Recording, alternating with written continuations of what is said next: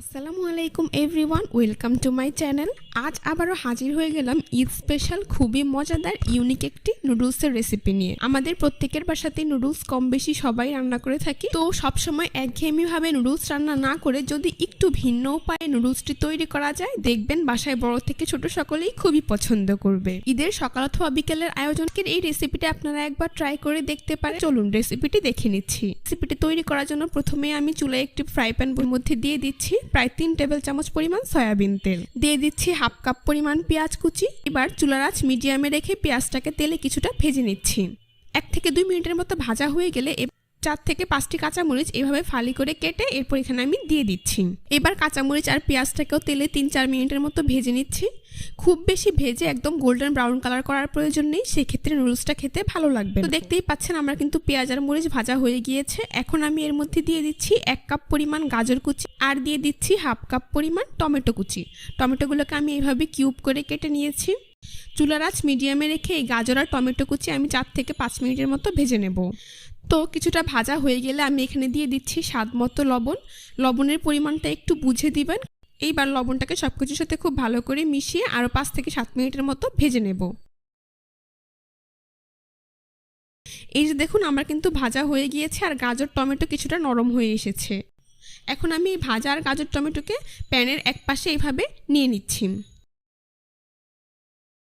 তারপর অপর পাশে 2টি ডিম দিয়ে দিচ্ছি। এবার কিছুক্ষণ অপেক্ষা করে ডিমটাকে শ্যালো ফ্রাই করে নিচ্ছি। যেহেতু আমি 2 প্যাকেট নুডলস রান্না করব, সেজন্য আমি 2টি ডিম দিয়েছি। আপনাদের নুডলসের পরিমাণ কম বেশি হলে ডিমের পরিমাণটাও বাড়িয়ে বা কমিয়ে দিতে পারবেন। তো দেখতেই পাচ্ছেন আমার ডিমটা কিন্তু শ্যালো ফ্রাই করা হয়ে গিয়েছে। এখন গাজর আর টমেটো কুচির সাথে ডিমটাকে খুব ভালো করে মিশিয়ে নিচ্ছি।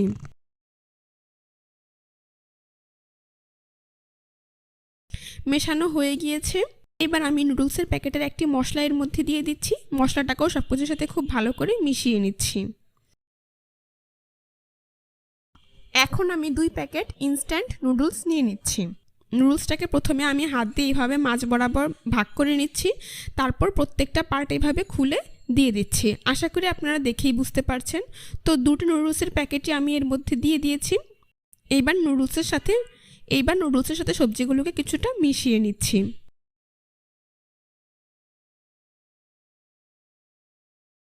মেশানো হয়ে গিয়েছে। এখন আমি এখানে প্রায় 2 কাপ পরিমাণ পানি দিয়ে দিচ্ছি। এখানে আমি নর্মাল টেম্পারেচারের পানিটাই ব্যবহার করেছি, আপনারা চাইলে গরম পানিও ব্যবহার করতে পারবেন। তো পানি দেওয়ার পর নুডলসটাকে আবারও সবকিছুর সাথে খুব ভালো করে মিশিয়ে নিচ্ছি। এইবার চুলার আঁচ মিডিয়ামে রেখে একটি ঢাকনা দিয়ে ঢেকে রান্না করব প্রায় 7 থেকে 10 মিনিটের মতো। আপনারা চাইলে মাঝে 2-3 বার ঢাকনা উঠিয়ে এটাকে নেড়ে দিতে পারেন। তো 10 মিনিট পর আমি ঢাকনাটা উঠিয়ে নিচ্ছি। এই যে দেখুন আমার কিন্তু নুডলসটা রান্না করা হয়ে গিয়েছে আর এর পানিও কিন্তু অনেকটা শুকিয়ে গিয়েছে, নুডলস অনেকটা ঝরঝরে হয়েছে। এখন এখানে আমি নুডলসের প্যাকেটের অন্য মশলাটি দিয়ে দিচ্ছি হাফ টেবিল চামচ পরিমাণ সয়া সস আর 1.5 টেবিল চামচের মতো টমেটো কেচাপ। সসগুলোকে সবকিছুর সাথে খুব ভালো করে মিশিয়ে নিচ্ছি। এক্ষেত্রে নুডলসে লবণ দেওয়ার সময় আপনারা কিছুটা সাবধানতা অবলম্বন করবেন, যেহেতু সয়া সসে লবণ থাকে। মেশানো হয়ে গিয়েছে। সবশেষে এখানে আমি দিয়ে দিচ্ছি প্রায় 1 টেবিল চামচ পরিমাণ ধনিয়া পাতা কুচি। ধনিয়া পাতা কুচিগুলোকেও খুব ভালো করে সবকিছুর সাথে মিশিয়ে নিচ্ছি। এইবার চুলা অফ করে গরম গরম পরিবেশন করে আপনাদের দেখিয়ে দিচ্ছি।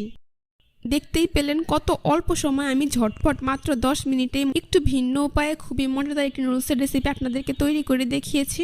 আর এভাবে তৈরি করলে নুডলসটা কিন্তু অনেকটাই জুসি হবে আর খেতে অনেক বেশি মজার হবে, আর নুডলসও একটা একটার সাথে লেগে যাবে না। ঈদের সকালে অথবা বিকেলের নাস্তা হিসেবে এইভাবে একবার নুডলস তৈরি করে দেখবেন, সবাই খুবই পছন্দ করবে। রেসিপিটি ভালো লাগলে আমার চ্যানেলটি সাবস্ক্রাইব করে পাশে থাকা বেল বাটনটি অন করে দিবেন। সবাই ভালো থাকবেন, সুস্থ থাকবেন। আল্লাহ হাফেজ।